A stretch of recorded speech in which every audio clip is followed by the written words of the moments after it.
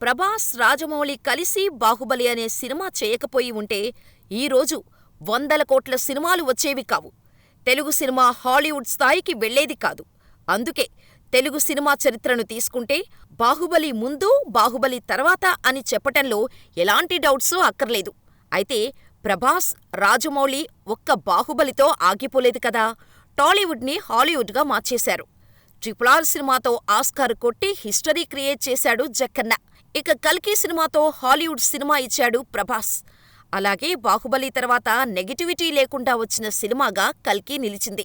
ఎందుకంటే 'బాహుబలి 2' తర్వాత ప్రభాస్ చేసిన ప్రతి సినిమా ఏదో ఒక రకంగా నెగటివిటీని ఫేస్ చేసింది. 'బాహుబలి 2' తర్వాత వచ్చిన 'సాహో', 'రాధేశ్యామ్' సినిమాల విషయంలో ప్రభాస్ లుక్కుపై ట్రోలింగ్ జరిగింది. బడ్జెట్ కూడా తేడా కొట్టేశాయి. సినిమాలు కూడా ఆడలేదు. ఇక 'ఆదిపురుష్' గురించి ప్రత్యేకంగా చెప్పాల్సిన అవసరం లేదు. ఓం రౌత్ ప్రభాస్ ఇమేజ్ను డ్యామేజ్ చేసినంత పని చేశాడు. అయితే ఫైనల్గా 'సలార్' సినిమాతో సక్సెస్ ట్రాక్ ఎక్కాడు ప్రభాస్. ప్రశాంత్ నీల్ ప్రెజెంటేషన్కు ప్రభాస్ ఫ్యాన్స్కి పూనకాలు వచ్చాయి. కానీ అక్కడక్కడా 'సలార్'పై కూడా నెగిటివిటీ నడిచింది. ప్రభాస్కు పెద్దగా డైలాగ్స్ లేకపోవటం 'సలార్' మైనస్ పాయింట్ అన్నారు. అందుకే హిట్ టాక్ వచ్చినా కూడా 700 కోట్ల దగ్గరే ఆగిపోయింది 'సలార్'. కానీ 'కల్కి'కి మాత్రం ఇలాంటివి ఏవీ జరగలేదనే చెప్పాలి.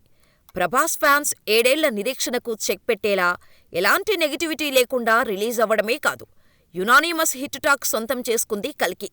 అంతేకాదు 'బాహుబలి 2' తర్వాత ప్రభాస్కు 1000 కోట్ల సినిమా ఇదేనని అంటున్నారు. మరి 'కల్కి' లాంగ్ రన్లో ఎంత రాబడుతుందో చూడాలి.